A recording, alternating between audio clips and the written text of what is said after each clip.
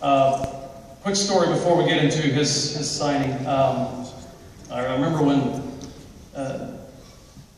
Denny came into my office when Chase was a freshman and had been at school in Rockhurst, and they were talking about, I'm sorry. What's his name again, Chase?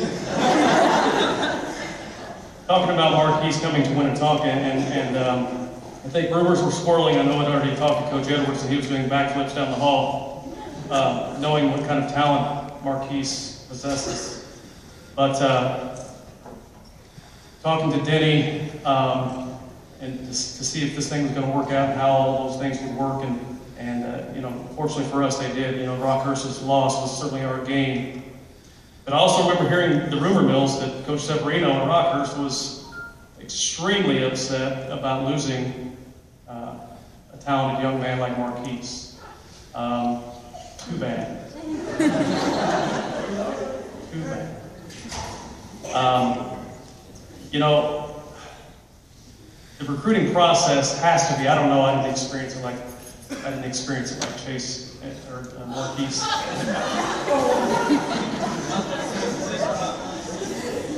The recruiting process has to be extremely difficult on a 17-year-old, 18 yet? 18-year-old. The constant phone calls, the constant pressures, the questions, everybody's asking you all the time, what are you going to do, what's it going to be, where are you going to go, all these things, and it cannot be easy. And this young man has handled it with some of the most grace and maturity that I can ever imagine. He was in my office when he received his first offer, which, by the way, is where he's going to go. Andy Hill made the phone call, and he was in my office. And of course, Andy wanted to close the deal already. Says, "Are you ready to commit?" And I remember his answer was so mature and so polished and so. And I thought, in that time, he was probably 15 years old. And I thought, wow, so much more to this young man than athletics. Obviously a phenomenal athlete, two-sport athlete, but so much more to this young man. And a final quick note, Coach Hill was in my office again recently, and he talked about after the home visit when Coach Pinkel walked out the door, Coach Pinkel told Andy Hill, Marquise is a phenomenal kid. Talking about what a nice kid that he is, young man. Not how good he is, not how talented he is, but what a great person that he is. And so I think it's important that we all recognize that as well. He's not just a stud, which he is, but he's also a phenomenal young man. So, Marquise Doherty getting signed to go to Mizzou.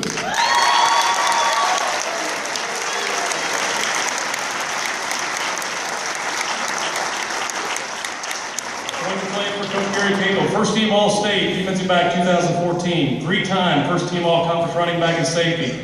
2012 Baseball Conference Player of the Year unanimous. 2012 AAU Indoor 55-meter national championship, or national champion. 4-year letterman in both football and baseball, and as I mentioned earlier, academics 27 on the ACT. Outstanding. Plans to major in broadcast journalism or advertising/public relations. With him, Denny and Chris, parents, also listed on this sheet, Jeremy Jones with Building Champions. So.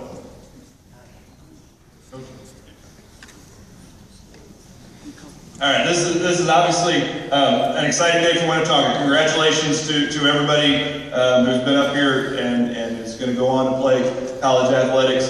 Obviously a big day for the University of Missouri. I'm a Missouri fan. I don't get a chance to wear my Missouri tie very often, so it's exciting for me.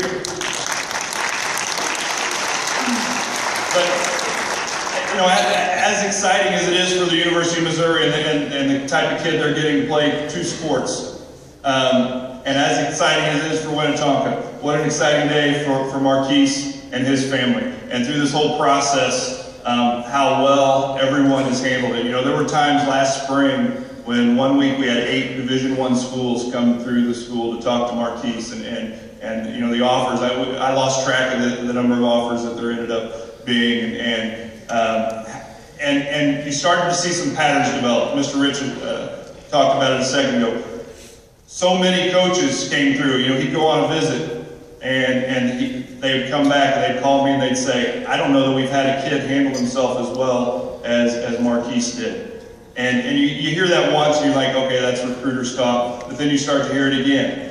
And then you start, you know, and then he had a chance to do some interviews locally with the media and things like that, and with the recruiting services, and they would start to say the exact same thing. I don't know that we've had a high school kid that handles himself as well as he does in those interviews. And so, you know, there's patterns developed there, and you start to realize that what a special kid he is, not just a special athlete. Athletically, you know, obviously, I've never done backflips, by the way. But we were excited to have Marquise. We've heard all the stories, and when you show up and you meet him, you start to see him on the field, and you start to realize this kid was going to be a big-time difference maker for us, and absolutely he was. You know, and all the stories and all the plays, and go online and watch his highlight film, and you'll see some things that you just don't see high school kids. I've been fortunate in 18 years of coaching. I've coached some special athletes, some Division I athletes, some football players who went on to play Major League Baseball, some football players who went on to play in the NFL, and I can say without a doubt that Marquise is the best athlete that I've ever coached. And then when you bunch that up with the fact that what a great kid he is and what a great person he is, you know, they don't just let in the SEC level or Division I level kids play two sports. It doesn't happen. You have to be elite. You have to be special. Florida State's quarterback who won a Heisman Trophy is one of those kids who's playing two sports. That's the type of elite athlete that they allow to play two sports in big-time football and baseball. And so that's the kind of kid Marquise is. Couldn't be more thrilled for him. Obviously, we are going to miss him, but I cannot wait to turn on the TV and drive down the road and watch him play for the next 4 or 5 years. Marquise Gordy, congratulations.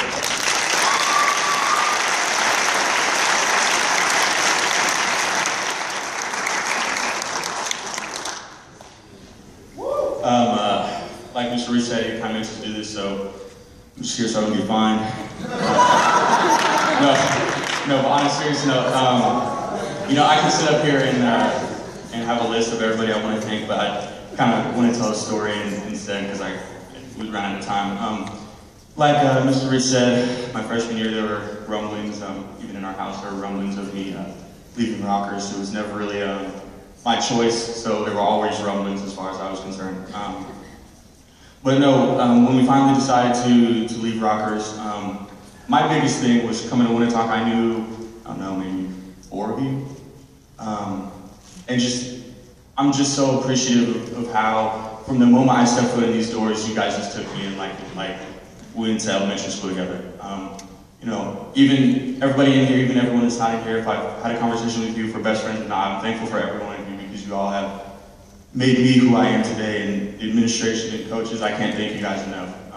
You know, you guys could have, like, oh, it's some kid from Rockers, but you guys took me in and treated me like I was one of you guys, and I'm so thankful for that. And sorry, I'm getting kind of emotional. But no, I just want to keep it short. Thank you, everybody, coaches, God, family. It's such a blessing. You know, and I want everybody in here to push themselves as far as they can in life, and don't ever search so short. Thank you.